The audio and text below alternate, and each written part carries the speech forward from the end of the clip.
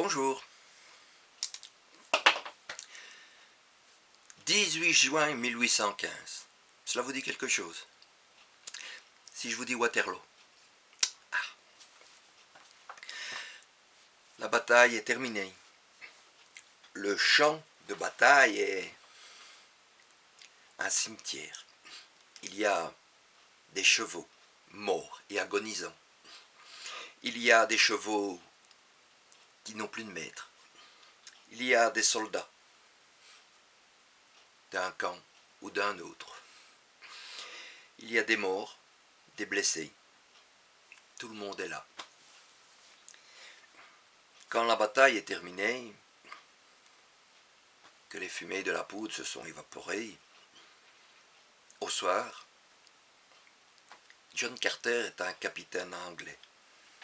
John Carter, il a participé au massacre. Étrangement, il a foncé avec ses soldats et il n'a rien eu. Il est indemne. Ce n'est pas le cas de nombreux de ses hommes. Mais ceux-ci l'ont suivi, car ils connaissent leur capitaine. Et Carter est un bon capitaine. À la vue de l'hécatombe, le capitaine là-bas n'en peut plus. Il est dégoûté. Il y a de la boue. Il y a des hommes qui sont enlisés. Il y a des cris. Et puis, il a ce qu'il les appelle les vautours. Les vautours, c'est les pilleurs. Il en a une sainte horreur. Les pilleurs, ils viennent de partout. Il y a ceux qui viennent pour prendre l'argent. Sur les Corses, il y a de l'argent. Il y a ceux qui viennent prendre les armes. Il y a ceux qui viennent pour voler les vêtements. Mais ceux que Carter déteste le plus, c'est ceux qui viennent arracher les dents. Oui, ils viennent arracher les dents. Il n'y a pas que des gens qui viennent exprès pour ça, non. Il y a ceux qui en profitent, les gens du coin.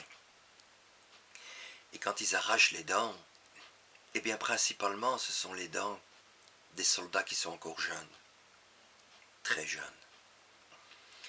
Un soldat qui a plus de 40 ans, c'est déjà rare déjà d'en trouver un, mais il y en a.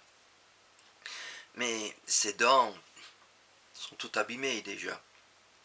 Un jeune soldat de 16 ans, 17 ans, 15 ans, 20 ans, il a encore des belles dents. Et les pilleurs de dents se font une joie incroyable sur ce champ de bataille de Waterloo. Carter, quand il les voit, il sort son épée, enfin son sabre, et il les poursuit. Allez-vous-en! Mais il sait que pour un qu'il a chassé, 2 autres vont arriver de l'autre côté. Et il avance. Une fois qu'il est rentré en Angleterre, il en a parlé. On l'a regardé, on lui a dit « Mais c'est la guerre, que voulez-vous » Alors Carter a expliqué que ça, c'était pas la guerre. Il a expliqué les gens qui sont là, qui arrachaient les dents des morts, et même de ceux qui n'y étaient pas encore tout à fait. C'était des gens qui s'étaient improvisés dentistes. Et n'importe qui pouvait s'improviser dentiste à cette époque-là.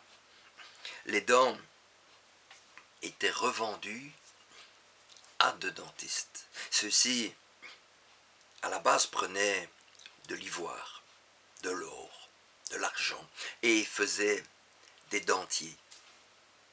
Mais lorsqu'il y avait des gens qui se faisaient tuer en masse, ces gens-là, les arracheurs de dents, gagnaient des fortunes. Et Carter n'appréciait pas du tout. Il y avait tellement de gens qui étaient morts pour un idéal, Et là, on leur prenait tout. Carter n'a pas aimé du tout. Quand il est rentré en Angleterre, il a rendu son uniforme. Il a décidé qu'il ne se battrait plus. Il a décidé qu'il allait faire autre chose.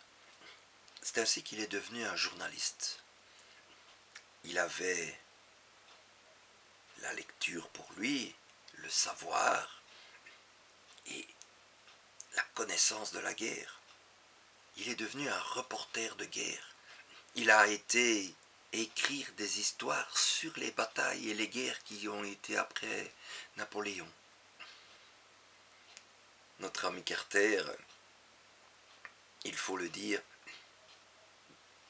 quand il a eu un certain âge, il a fait un article sur les arracheurs de dents. Il a écrit que ce qu'il avait vu était terrible, qu'il en avait été traumatisé. Quand les premiers dentiers sont apparus, ceux-ci avec des dents de porcelaine ne sont arrivés que vers le milieu du 19e. Carter, quand on lui a proposé à un moment donné de lui enlever les dents, il fut bien obligé de les enlever car il avait mal. Et ce fut l'époque où les gens découvraient le sucre.